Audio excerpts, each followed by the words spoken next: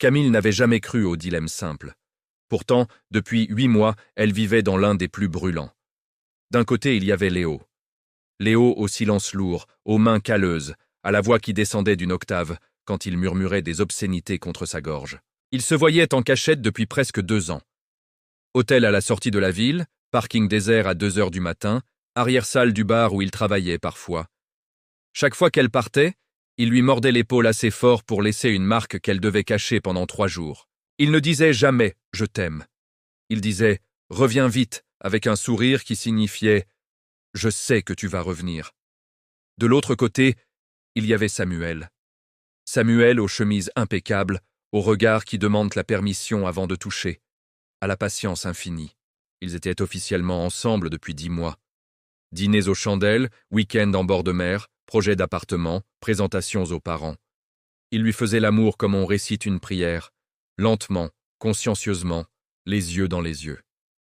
Il disait « je t'aime » tous les soirs. Et chaque fois, elle répondait la même chose, avec une seconde de retard qu'il faisait semblant de ne pas remarquer. Et puis il y avait elle, au milieu, qui se mentait à elle-même depuis trop longtemps. Un soir de novembre, tout a basculé. Samuel avait trouvé un message sur son téléphone, juste « 23h30, même chambre 214, ramène tes bas noirs », signé d'un simple L. Il n'a pas crié. Il a posé le téléphone sur la table basse, très doucement.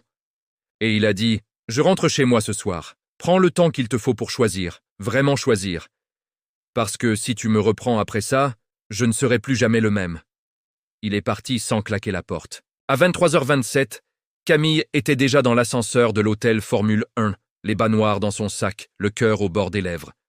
Léo l'attendait, torse nu, une cigarette éteinte entre les lèvres. Il a vu tout de suite qu'elle tremblait. Il n'a pas posé de questions. Il l'a plaquée contre le mur, l'a embrassée jusqu'à lui voler son souffle, a glissé une main entre ses cuisses et a murmuré « T'as pleuré avant de venir ?» Elle a hoché la tête. Ils ont fait l'amour comme on se bat, sans mots doux. Quand elle a joui, elle a crié le prénom de Samuel. Silence terrible. Léo s'est figé, toujours en elle. Puis il a ri, un rire cassé, presque admiratif. Il s'est retiré, s'est assis au bord du lit, dos à elle. « Dégage, Camille. Pas ce soir, pas comme ça. Reviens quand t'auras vraiment tranché. Ou ne reviens jamais. » Pour la première fois depuis 2 ans, Léo ne la regardait plus comme un prédateur regarde sa proie. Il la regardait comme un homme qui commence à avoir mal. Elle est rentrée chez elle à 4 heures du matin. Samuel n'était pas revenu. Le lendemain midi, elle a reçu 2 messages presque simultanés. Léo. « J'ai menti. Je veux pas que tu choisisses. Je veux juste que tu sois là quand je rentre à 6 heures. Porte rien sous ton manteau. » Samuel. « Je rentre ce soir. Si tu es là et que tu me dis la vérité, je reste. Si tu mens encore, même un tout petit mensonge, je pars pour de bon. » Elle a fixé les 2 écrans pendant 47 minutes. À 17h42, elle a pris une décision.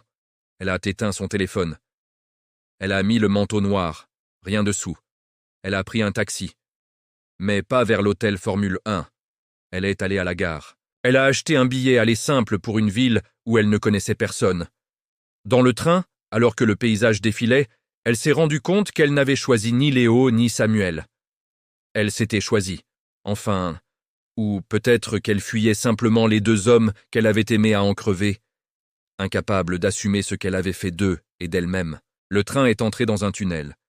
Et dans le noir, pour la première fois depuis longtemps, Camille a souri.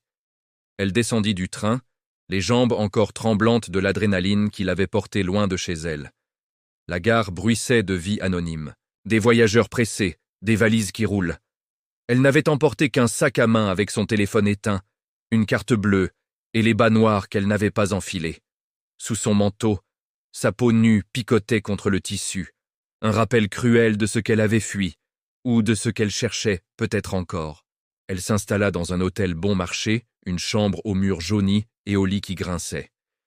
Allongée sur les draps rêches, elle ralluma enfin son portable. Les notifications affluèrent comme une avalanche. 17 appels manqués de Samuel, 9 de Léo. Des messages qui alternaient entre suppliques et menaces voilées. Samuel. « Camille, où es-tu? Je suis rentré et tu n'es pas là. Appelle-moi, je t'en prie, on peut arranger ça. » Léo. « T'as osé me planter. T'as osé? Réponds, ou je te traque jusqu'au bout du monde, et quand je te trouve, je te fais regretter d'avoir eu l'idée de partir.